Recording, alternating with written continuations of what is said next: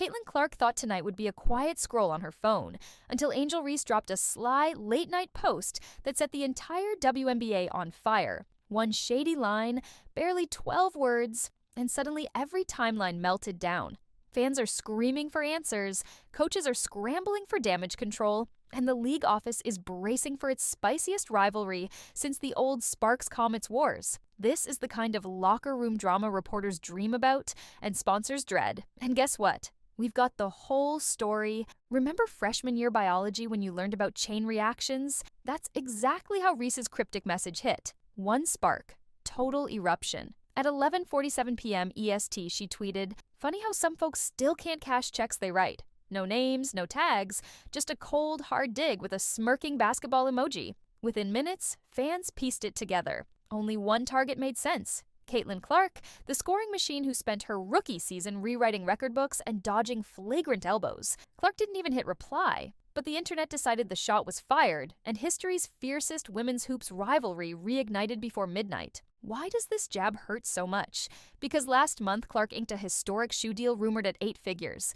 She's the face of a new era. The hero who turned packed arenas into sold-out arenas. Meanwhile, Reese, once hailed as the Bayou Barbie with modeling gigs and NIL millions, hasn't replicated college dominance on pro hardwood. Critics say she's coasting on brand hype, not box score numbers. That's the insecurity simmering beneath her tweet, and fans smelled it instantly. Now, let's rewind 48 hours to set the stage. Chicago Sky drops a heartbreaker to the Liberty. Reese shoots 3 for 13, fouls out with 2 minutes left, and storms past media without a word. Reporters note the icy glare, but it's routine frustration. Until tonight. That tweet reveals the storm wasn't about the loss, it was about watching Clark's highlight package loop across national TV all day. Reese's pride got poked, and Twitter felt the lash. Inside the Sky locker room, sources tell us teammates tried to calm her down. One veteran whispered, "Don't feed the beast. Clark's shine doesn't dim yours." But Reese kept scrolling, screenshotting fan comparisons, maybe even stewing over endorsement charts. Then came the fateful 12-word shot. League officials woke to frantic texts from social staff flagging hateful replies. By dawn, ESPN's ticker labeled it budding blood feud. Sponsors started emailing both camps, begging for clarification, terrified of picking the wrong side. Caitlin Clark's camp, for their part, played it ice cool. Her agent put out a single-sentence statement. Caitlin respects all competitors and remains focused on Friday's game. Translation, we're not engaging, we're winning on the court. That stoic silence poured gasoline on fan outrage. People love a classy hero.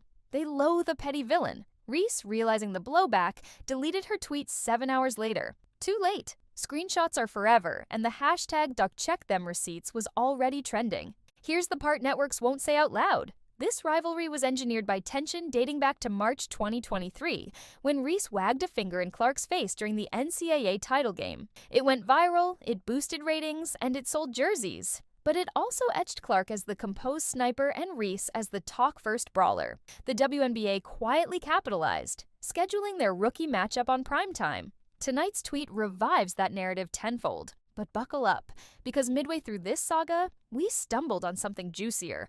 A source close to a big brand shoe company leaked internal emails. Turns out Reese was in talks for her own sneaker line last fall. Negotiations cooled when execs feared ongoing public perception issues. Translation, sponsors worried she might tweet exactly what she just tweeted. Those lost millions? That's financial proof her social storms aren't harmless banter. It's self-sabotage. As word got out, the league office called an emergency PR huddle.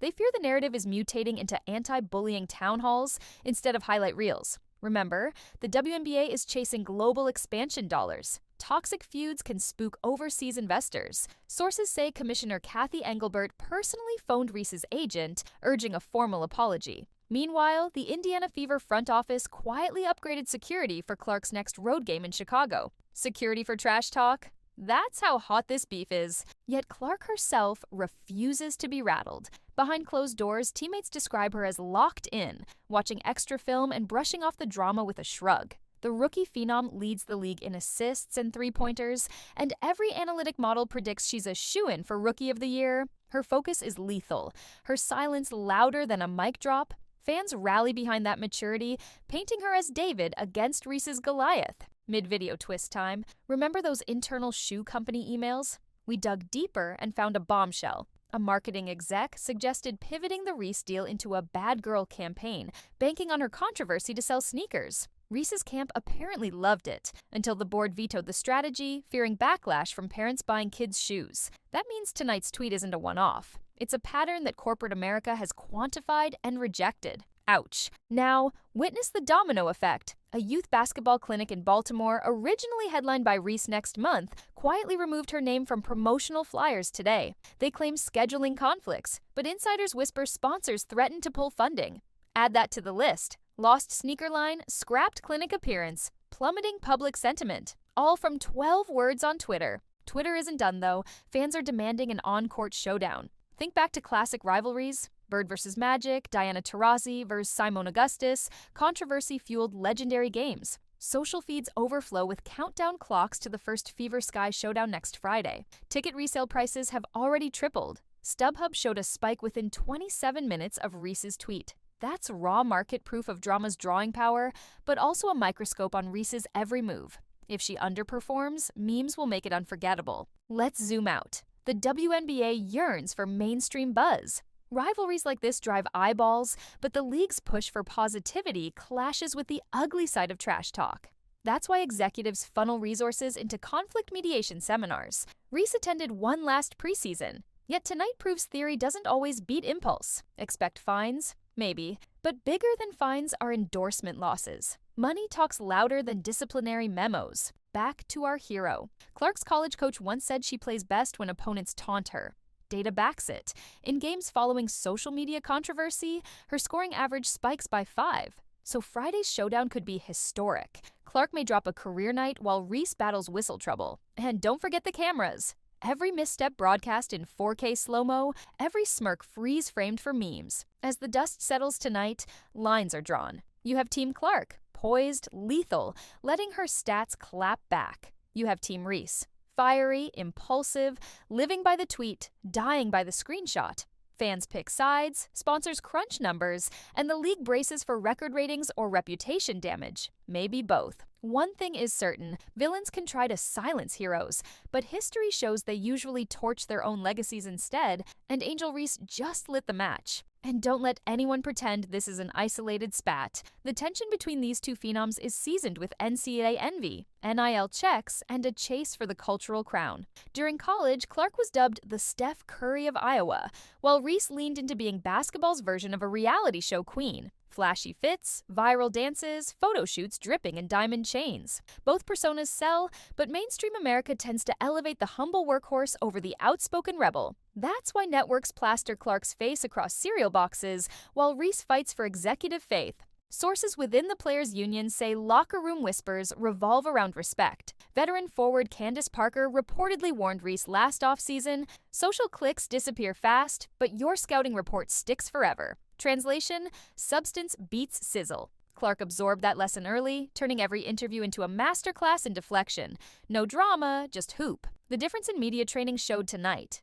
Reese fired first. Clark refused to take the bait. Who looks like the grown-up? Exactly. Meanwhile, social media analysts are dissecting sentiment data. A leading analytics firm mapped 1.2 million tweets, mentioning Reese and Clark over 12 hours. Results: 68% positive for Clark, only 22% for Reese, with negativity words like jealous, classless, and insecure dominating her slice of the pie. Advertisers watch those dashboards like scouts watch film. Low sentiment equals high risk. So, when Reese wonders why sponsors hesitate, there's the answer, in cold, hard percentages. But maybe the most brutal backlash is personal. An assistant coach from Reese's own AAU program tweeted, then deleted, "Wish Angel kept her fight between the lines." Insiders say that line sent shockwaves through Baltimore hoop circles. If hometown mentors are wary, you know the PR fallout is real. Clark, conversely, received flowers. Literally. A bouquet with an unsigned note reading, "Keep shining," arrived at the Fever facility this morning. Security logged it, but team officials call it harmless encouragement from a grateful young fan. Sources within ESPN's analytics lab showed side-by-side shot charts. Clark's green splatter from deep, Reese's red zones beyond the restricted area. Fans see that evidence and decide whose trash talk carries weight. It's hard to throw shade when your box score casts a longer shadow over you than your opponent. Yet, every story needs complexity. Privately, some teammates admire Reese's unapologetic edge. They argue it brings eyeballs, and eyeballs raise salaries league-wide. Ticket spikes prove them right. But here's the catch. Once the show ends, production costs hit the books. If negative sentiment scares sponsors, league revenue dips, affecting salary caps. So, Reese's bravado is a double-edged sword, cutting deeper than she realizes. Let's pivot to coaching strategies, because the next matchup isn't just hype, it's chess. Fever coach Christy Sides is likely drilling trap defenses to funnel Reese into help coverage, forcing early turnovers and frustration. Sky coach Teresa Weatherspoon must craft a plan to shield Reese's composure, maybe by running early post touches to build rhythm. One coach told us off record, if Angel smiles in the first quarter, we're good. If she scowls, we're doomed. Body language scouting, that's how granular preparation gets when legacies are at stake. Off the court, the two stars' inner circles couldn't be more different. Clark's camp runs like a Fortune 500 boardroom. PR rep, brand manager, nutritionist, data analyst. Meetings start on time, phones stay on silent, agendas print double-spaced. Reese's entourage is livelier. Fashion stylist, TikTok videographer, cousin as hype man. Energy fuels her creativity, but chaos sometimes leaks into decision-making, like late-night tweets. Let's not ignore cultural undertones. Reese has carved a lane as a loud, proud black woman, demanding her flowers in a sport historically underpromoted. Her assertiveness resonates with fans tired of polite silence. Clark, a Midwestern phenom, benefits from broader mainstream embrace. Some pundits frame the rivalry through that lens, arguing Reese's criticism is harsher because of double standards. There's validity there. Online abuse crosses lines daily. But a tweet roasting an opponent's paycheck isn't a civil rights stance. It's personal pettiness, and the public can tell the difference. Back to the hardwood. When Clark and Reese finally meet Friday, watch the elbow positioning on box outs and how refs set an early tone. If Reese catches two quick personals, psychological avalanche begins. Clark will circle like a hawk, draining logo threes while Reese stews on the bench. That's not just speculation, it's informed by advanced foul rate metrics. Reese averages 3.8 fouls per 36 minutes against teams with stretch fives. Fever's roster features two such shooters. Expect Weatherspoon to hedge rotations and pray for whistle mercy. In a final twist, we obtained a direct quote from an unnamed assistant GM. If Reese keeps choosing Twitter fingers over trigger fingers from mid-range, her trade value tanks. That's front office code for produce or pack bags. High-stakes moment, Reese's next 30 games could determine whether she becomes an all-star or a cautionary slideshow at rookie orientation. So where do we land? Picture a scoreboard that tallies more than points. Endorsements signed, jerseys sold, sentiment scores, coaching trust. Clark leads every column right now. Reese can flip the script. Greatness is a comeback lane, but only if she lets her game talk louder than her phone. Because in the WNBA's new media age, villains can still turn heroes with one legendary performance, but only when they stop burning bridges for retweets. Bottom line, Angel Reese tried to silence Caitlin Clark with a cryptic diss and ended up spotlighting her own insecurities instead. The ball is now firmly in Clark's hands, while Reese feels the weight of screenshots, skeptical sponsors, and a roaring crowd eager to see if she can back it up. And like every iconic rivalry in sports history, this story won't end with a tweet. It'll end with stats, wins, and, eventually, legacies. Angel Reese thought she'd silence Caitlin Clark, but ended up destroying her own legacy instead.